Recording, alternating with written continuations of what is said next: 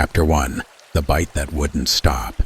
They say there's a place just past the bend where the cedars lean like whispers and the lily pads drift like thoughts forgotten.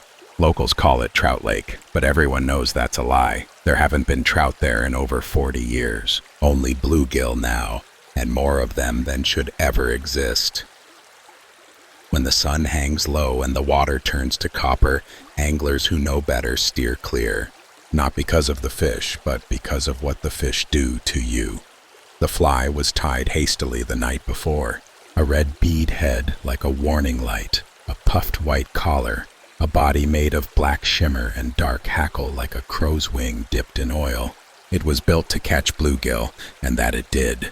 On the first cast, the water twitched, then boiled. A strike, another, then a hit that bent the rod so violently the fisherman laughed like a kid on Christmas morning. Again. The bites came in waves. The lake surface shivered as more bluegill gathered, thousands it seemed circling the fly with fevered hunger. But then, something odd. The angler no longer saw the water, just the flash of the fly dancing. Time slipped. He wasn't casting anymore, not really. He was entranced. Wrist flicking in slow rhythm, lips parted, skin paling with each drawn-out retrieve. Onlookers say he fished until the sun had long gone. His legs stiffened, his face lost expression, his fingers trembled, still working the line. And yet, he smiled. The last anyone saw of him was his silhouette against the cattails, rod tip twitching, the little red fly still pulsing just beneath the surface. The same fly the kids later found snagged on the shore, hook rusted, thread intact. The Bluegill Slayer, they now call it, but those who whisper late at night ask, who was slaying who? A tale to tremble by, a final poem. Beware the bite that bites too deep. When lake lies hush and woods asleep, the slayer waits, both hook and lure, a hunger born from fish too pure. You cast, you twitch, you smile, you stay. The bluegills feed, and time drifts gray. What starts with thrill, ends lost in haze. The reel spins slow for endless days. Chapter 2. The Watchers of the Weed Line. The boy found the rod first, tangled in reeds like a skeleton's arm frozen mid-cast, its graphite shaft bent backward, unnaturally. The reel spun idly, though there was no line left to spool, just wind and weeds whispering something old. His grandpa, old Lester, didn't like that. No one finds gear at Trout Lake, he said, eyes narrowing as he plucked the fly from the rusted hook. Gear finds you. They took it home anyway. That night, under the dim hum of a lantern, Lester ran his fingers along the feathered body, squinting at the threadwork like a cryptographer reading the final lines of a curse. The fly's body shimmered with something that pulsed, not like glitter, more like memory. There was power in it. Obsession even. The boy begged to use it. No, Lester said. You ever hear of a man named Wren Deacon? The boy shook his head. Fished here in '86. Same time the trout disappeared.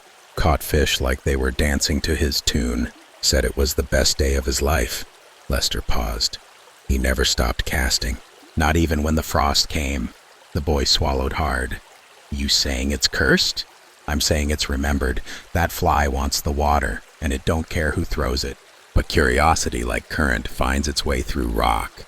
The boy snuck out at dawn. He tied the fly to his father's old leader and stepped into the same reeds where the rod was found. The water was still, too still. He made a cast. Strike. Another. Within minutes, his hands trembled from the weight of so many bluegills, each more frantic than the last, their eyes black and bottomless, as if they knew something he didn't. He laughed, heart racing. Time disappeared, and in the thicket behind him shadows gathered, not fish, not men, not even things of fur or feather, just shapes, watchers, drawn to the rhythm of something ancient. They did not move. They simply stared. Each cast the boy made seemed less his own, each breath harder to remember. Some say the boy was found in his room the next morning, fly on his desk, hook dull and thread unraveling. Others say he never came home, that his footprints ended at the shoreline and the lake hasn't been calm since. But one thing remains true. The fly always finds a new hand, and Trout Lake always remembers a bite that won't let go. Chapter 3, The Hunger Below. They say the boy made it home, but changed. No more laughter. No stories of big fish or missed bites. Just silence. He left the rod untouched in the garage, the cursed fly sealed in a jar beneath his bed. But every night he'd wake sweating, hands twitching like they still gripped a rod, casting into dreams too deep to wade through. Old Lester tried to burn the fly. It wouldn't catch. He threw it into the fire, and the flames went cold. They buried it instead, deep beneath the old cedar behind the shed, packed in salt and prayer. But you can't bury hunger. The next spring, Trout Lake frothed early. Fishermen came from far and wide, whispering of the best pan fishing in years. Bluegills rose by the dozen, aggressive, gleaming, frantic, as if trying to escape something below. It was Wren Deacon all over again. One by one, the stories returned.